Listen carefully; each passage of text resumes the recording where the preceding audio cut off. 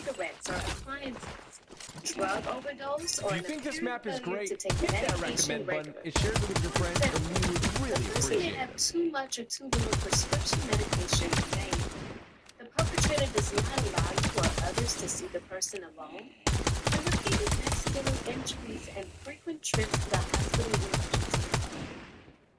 Sexual abuse is any form of non-consensual sexual contact. Until recently, older sexual abuse was rarely talked about or acknowledged.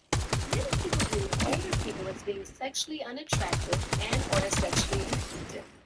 The idea that older people could be victims of sexual abuse is either ignored or considered taboo. Most people now recognize that older people can experience sexual abuse, while organizations like the World Health Organization believe elder sexual abuse is a growing issue. There is still very little known about how common it is. Forms of sexual abuse may include unwanted or inappropriate touching, rape, sodomy, sexual coercion, sexually explicit photography, and sexual harassment, such as forcing someone to see pornography or making lewd comments. Signs of sexual abuse may include bruises around the breasts or genitals, difficulty walking or sitting, unexplained sexually transmitted diseases, unexplained vaginal or anal bleeding, torn, stained, or bloody underclothing, inappropriate sexual comments made by the perpetrator, fear of being touched, panic attacks or dieting, engaging in inappropriate, unusual, or aggressive sexual activities, and social or emotional withdrawal from others. Elder financial abuse involves taking advantage of an older person for financial gain. There are many forms of elder financial abuse. Some of the more common ones include being charged excessive sums for a service such as a home repair or yard work, misusing a person's credit or debit cards, stealing cash, income checks, or household goods, identity theft, pressuring the person to lend money to a relative, friend, or caregiver, pressuring the person to change their will or power of attorney or to sign over their house or property, withholding food or basic care until the person turns over their assets, refusing to obtain legal care or medical services in order to keep the person's assets available, fake charities, lotteries, or sweepstakes where the person is told they have won a prize but never agreed to win, and investing.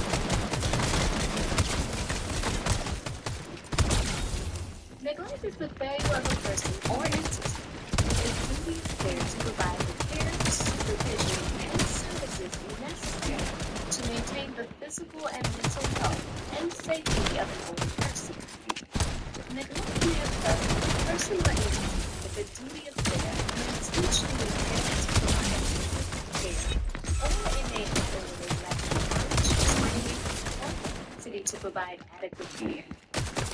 There are many different forms of neglect, such as failing to provide a person with proper food, shelter, or clothing, failing to provide essential medication or access to health services or medical treatment, not responding to requests for assistance, intentional and repeated failure or refusal to provide care as indicated in the person's plan of care, failing to provide appropriate supervision.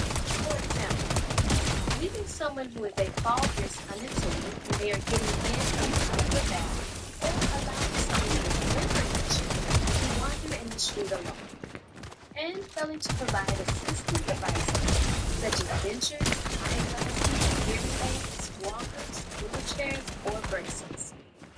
Possible signs of neglect include unusual weight loss, malnutrition, or dehydration, untreated physical problems such as bed sores, unsanitary living conditions such as dirt, bugs, soil damage, poor hygiene, being left dirty or invade, clothing that is inappropriate for the weather, unsafe living conditions such as heat or running water or constant electrical current, and desertion of the person and public health. Neglect, however, may not always occur due to the failure of caregivers or other people with a duty of care to meet an older person's needs. Some neglect may occur when the older person, either by choice or by lack of awareness, else to meet their needs. For example, an older person may be unwilling or unable to perform essential self-care tasks, such as providing food and clothing, getting the right medical care, maintaining personal hygiene, or managing financial affairs. This type of neglect is known as self-neglect and is defined as the inability to physical or mental impairment or diminished capacity to perform essential self-care.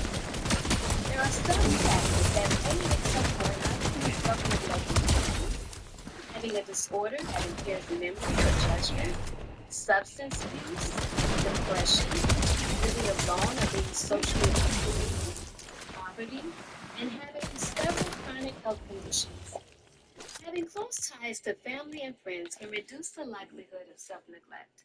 It is important to note, however, that even if a person doesn't have any risk factors, they still may make poor decisions that result in outcomes that appear to be self-neglect.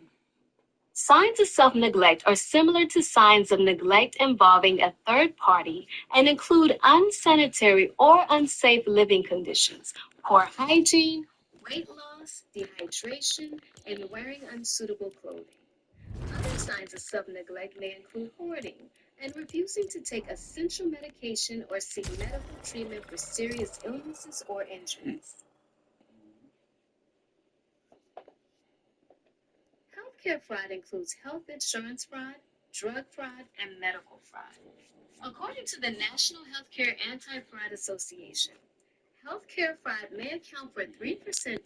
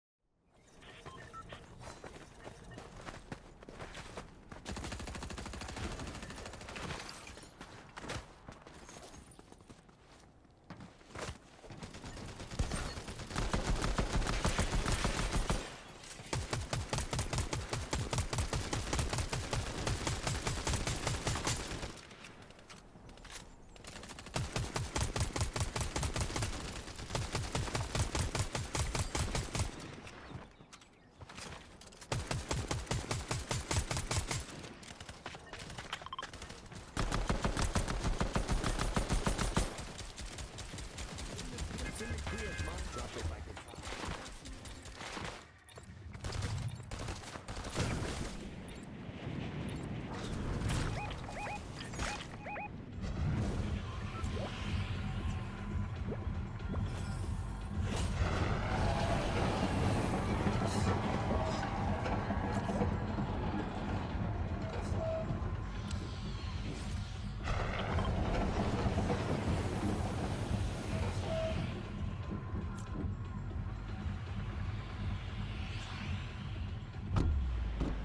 I can never be loyal. I'm busy. My life is not regular. Mordecai Rigby, believe it or not, I got hot car Ripley's. I walk in the function and everything's itchy. They look at B Jackson, they gon' get jiggy. Dance, get jiggy. 1-2 step in a box, get jiggy. Dance, get jiggy. 1-2 step in a box, get jiggy. I bet. Listen, I'm different. I'm not like the rest. I was a rookie, but now I'm a vet. Asking about B Jazz, I do come correct. Say I'm just better talk with your chest. Duncan came home, now I got me a check. In Jersey and New York, I feel like an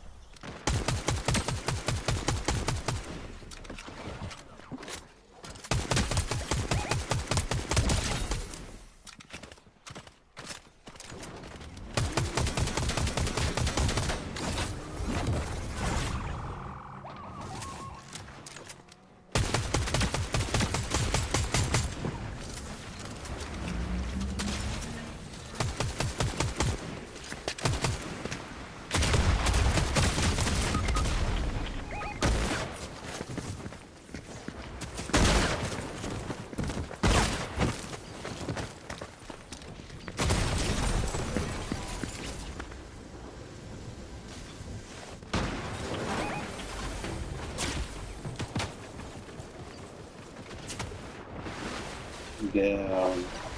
I didn't know I was playing builds. I'm not gonna lie to you. To this lesson. That's crazy. Y'all niggas After play completing builds. this lesson, you will be able to describe what HIV is. You will be able to identify how HIV spreads. You will be able to explain how HIV may be treated and prevented. You will be able to briefly discuss the New York State Confidentiality Law and HIV, Public Health Law, Article 27. So let's get started.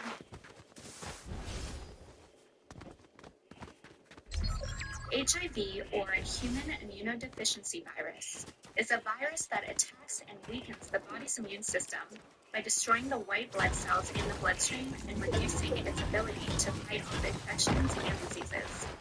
Left untreated, HIV will progress to the final stage of the disease, known as acquired immune deficiency syndrome, or AIDS.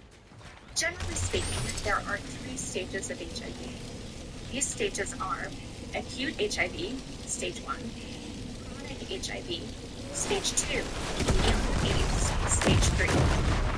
Acute HIV, stage 1, usually occurs between 2 to 4 weeks after the virus enters the bloodstream. Often a person will mistake the symptoms for those of the flu. Signs and symptoms: tiredness, joint and muscle pain, fever, sore throat, mouth or genital sores or ulcers, swollen glands, and night sweats. During this stage, a person is extremely infectious due to the high levels of HIV in their blood. Chronic HIV, stage 2, can last for an average of up to 10 years.